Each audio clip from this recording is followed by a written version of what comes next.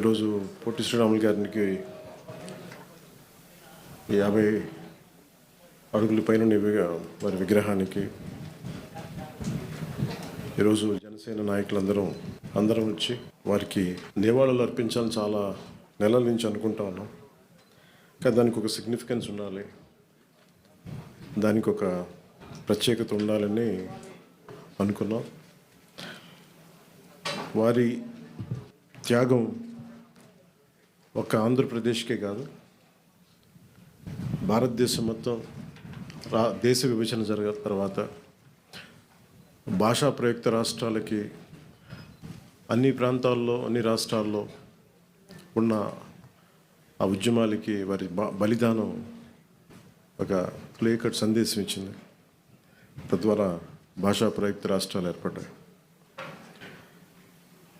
దురదృష్టం,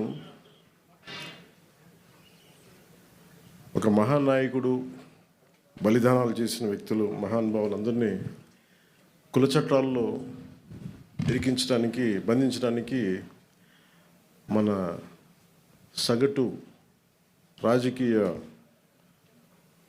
ఆలోచన విధానం వీళ్ళని ఒక ప్రత్యేకమైన కుల చట్టంలో బిగించాలని చూస్తారు. అలాంటిది ఏ రోజు కూడా ఈరోజు ఇన్ని కులాల సమూహాలు ఇవన్నీ ఆంధ్రప్రదేశ్లో ఉన్నాయి అంటే, ఒక ఉనికి ఏర్పడింది వారందరికీ అంటే అది పొట్టి శ్రీరాములు గారి బలిదానం. ఈ సందర్భంలో ఎప్పటి నుంచో మనకి ఈ కులాల కొట్లాటలనే దేశం అంతా, ప్రత్యేకించి దక్షిణ భారతం, అటు ఆంధ్రప్రదేశ్లో మరి ప్రత్యేకించి తెలంగాణలో ఇంకా తెలంగాణ నినాదం ఉంది, తెలంగాణ ఉనికి ఉంది, తెలంగాణ భావోద్వేగం ఉంది. ఆంధ్రప్రదేశ్కి పంచొచ్చడో కానీ ఆంధ్ర అనే ఉనికి అయితే లేదు. ఆంధ్రప్రదేశ్కి ఉనికి ఇచ్చిన మహానుభావుడిని ఒక కులాన్ని కట్టేశాం. అది ఇంకా బాధేస్తూ ఉంటుంది. అలాగే కాస్ట్ బేస్డ్ మూమెంట్స్ వచ్చినాయి, సోషల్ మూమెంట్స్ వచ్చినాయి. రామ్ మనోహర్ లోహియా గారు లాంటి కాస్ట్ ఇన్ ఇండియా ఎలా ఉండాలి, ఏం చేయాలి, భవిష్యత్తు ఎలా నిర్మాణం జరగాలి, రాజకీయ నిర్మాణాలు ఎలా జరగాలి, అంబేద్కర్ గారు కోరుకున్న అనలైజేషన్ ఆఫ్ కాస్ట్, కుల నిర్మూలన, ఇవన్నీ జరుగుతాయో లేదో నిజంగా తెలియదు.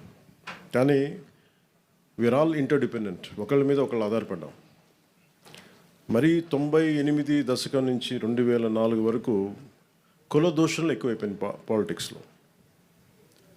ఏ స్థాయికి ఎక్కువైపోయినాయి అంటే, దాని పీక్ వైసీపీ వచ్చిన తర్వాత ఇంకా జర్నలిస్ట్లో కూడా కులాలతో తిట్టడం ప్రారంభించేశారు. ఇంకా అది పరాకాష్ట. అంటే ఈ స్థాయికి మనందరం దిగజారిపోతే, అంటే ఒక నాయకుడు తప్పు చేస్తే, లేదంటే అంటే ఏ స్థాయికి వెళ్ళిపోయినాయి అంటే ఇవన్నీ లేట్ 98 నుంచి కానీ 2004-05 తర్వాత ఇంకా కుల దూషణలో ఏ స్థాయికి వెళ్ళిపోయినాయి అంటే, ఒక సెన్సిటివ్ ఇష్యూస్లో తోసారు. ఇష్యూస్ని డైవర్ట్ చేయడానికి, ఒక తప్పు జరిగింది ఎవరైనా లేవనెత్తితే ఆ వ్యక్తిని కుల దూషణలతో తిట్టడం, ఏదైనా మాట్లాడితే సెన్సిటివ్గా అయిపోవటం, వీటన్నిటికీ ఎక్కడ మేము చరమాంకం పలకాలనుకున్నాం. ఇది జనసేన మూల సిద్ధాంతంలో ఒకటి కులాల ఐక్యత. అంబేద్కర్ గారు చెప్పినట్టు కుల నిర్మూలన జరుగుద్దో లేదో మాకు తెలియదు, కానీ కులాల ఐక్యత, కులాల ఇంటర్డిపెండెన్సీ, పరస్పర సహకారం చాలా చాలా అవసరం. ఈ ఒరబడి కనుక కొనసాగితే అడ్మినిస్ట్రేషన్ కూడా చాలా కష్టం అయిపోతుంది. ఒక వ్యక్తి తప్పు చేస్తే ఆ వ్యక్తిని నిందించాలి, కానీ ఎంటైర్ కులాన్ని నిందించే పరిస్థితులు. అసలు వైసీపీ ఏ స్థాయిలో ఉంది అంటే, గతంలో చూస్తే ఒక ఎమ్మెల్సీ హత్య చేసి ఒక దళిత కులానికి చెందిన యువకుడిని హత్య చేస్తే, అది ఏ గొడవలైనా ఎన్ని పక్కన పెడితే, శవాన్ని ట్యాక్సీలో పెట్టి ప్యాక్ చేస్తే వాళ్ళని వీళ్ళు వెనకేసుకొస్తారు. అక్కడ మళ్ళీ ఒక దళిత సంఘాలు కూడా మాట్లాడడం, మళ్ళీ అలాగే డాక్టర్ సుధాకర్ గారిని కరోనా టైంలో చంపేస్తే, ఆయన్ని మానసికంగా హింసించి చంపేస్తే మళ్ళీ అక్కడ ఏ సంఘాలు మాట్లాడవు. అసలు ప్రతిదానికి కూర్చోబెట్టి సంఘాలు పెట్టుకొని సంఘాల నాయకులు బాగుపడుతున్నారేమో లేదో మాకు తెలియదు, కానీ ఆ కులాల ప్రజలు మటుకు చాలా ఇబ్బందులు పడతాను, చాలా బాధపడతాం, అభివృద్ధికి అయితే నోచుకోవట్లేదు.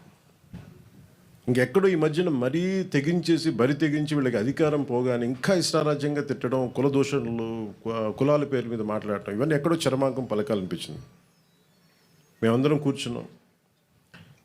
ఇక్కడున్న దాదాపు కీలకమైన 54 మంది మా ఎమ్మెల్యేస్ ఉన్నారు, ఎంపీస్ ఉన్నారు.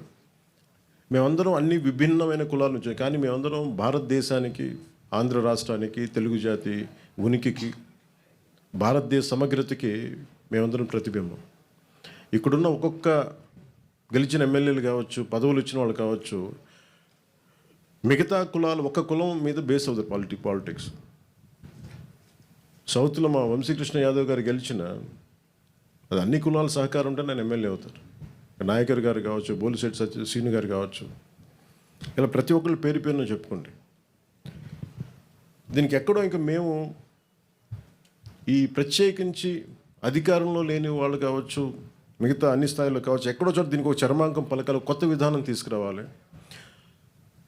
ఆంధ్రప్రదేశ్, తెలంగాణలో దాదాపు 13 లక్షల మంది పట్టుబద్దులై నిరుద్యోగులుగా మిగిలిపోతున్నారు. ఇలాంటి విషయాల మీద ఇలాంటి విషయాలను పట్టించుకోకుండా, అభివృద్ధికి ఏం చేయాలని ఆలోచనలు చేయకుండా, ఈ కుల దూషణలు, ఇలాంటి విద్వేషాలు, వీటన్నిటికీ ఎక్కడ చరమాంకం పలకాలి. మా పార్టీ తరపు నుంచి, జనసేన పార్టీ తరపు నుంచి మేము ఆ ఇనిషియేటివ్ తీసుకోవాలి. మేమందరం సమిష్టిగా నిర్ణయం తీసుకున్నాం. మొన్న 2 days అయింది సార్, 3 రోజుల క్రితం మేమందరం అసెంబ్లీ అయ్యాం. పార్టీ ఆఫీస్లో నాయకులందరూ వచ్చారు. మేమేం నిర్ణయించుకున్నామంటే, ఎవరు మాట్లాడినా సేనాగళం అన్న ఈ కమిటీ ఏ కులం మాట్లాడినా, ఎవరు మాట్లాడినా అందరూ సమిష్టిగా మాట్లాడతారు, దాని మీద స్పందిస్తారు.